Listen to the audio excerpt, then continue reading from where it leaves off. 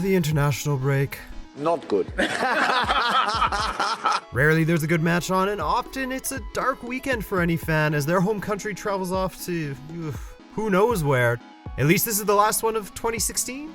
But hey, just because the Premier League isn't going on right now doesn't mean that we can't talk about it. And with international breaks come international injuries. And your fave Prem team is probably missing a few stars right now due to said injuries. But who is it that's topping the Premier League injury table?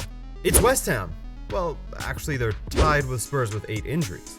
And man, clubs must hate the international break just as much as fans do, namely Arsenal, as Alexis Sanchez's injury has ensured that Arsenal moves up to tie for 3rd in the injury table with Stoke, Watford, and Sunderland.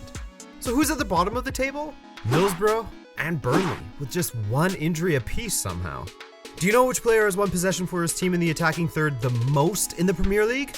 Now, I know what you're thinking. It's got to be one of those Liverpool attackers with their Gegenpress, right?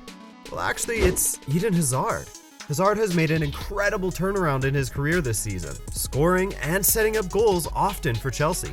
Considering Hazard was seemingly doing his best Memphis Depay impression for the entirety of the 2015-16 season, Hazard is now looking like the player who Mourinho once said has what it takes to be up there with Messi and Ronaldo. Considering how terrible he was last season, I think it's still a little too early to say that. But you can be sure as shit that he's looking like he has the capacity. Speaking of old Memphis Depay, the Chelsea whipping boys, Everton fans, look like they want to make a move for the misfiring and missing in action Memphis Depay.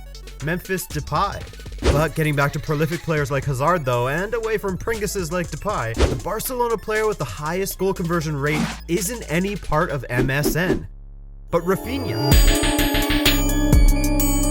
He scored 5 goals in 7 La Liga matches. You know, the bro of Thiago Alcantara, the son of Brazil OG Mazinho, the cousin of Valencia's Rodrigo. You know that guy. Mr. Goal every 78 minutes. And hey, let's keep it on stats from the Catalan for a second here.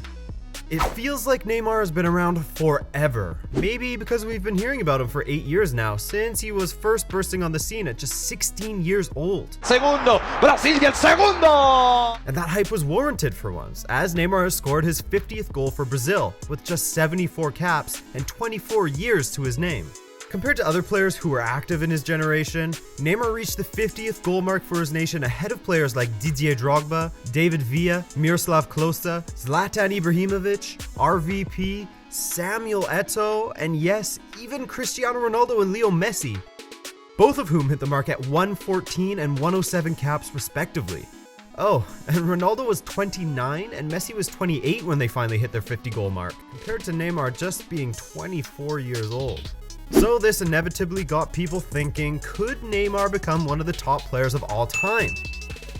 Considering he's still 4 years from turning 28, the age which most believe is when a footballer hits their prime, definitely isn't as outrageous as, say, I don't know, Nike signing a $1 billion lifetime deal with CR7. But hey, that's just my opinion, right? You think Neymar will be talked about among the best to play the game? Be sure to subscribe for more RabonaTV straight to your subscriber box, and I'll see you in the next video. Thanks for watching.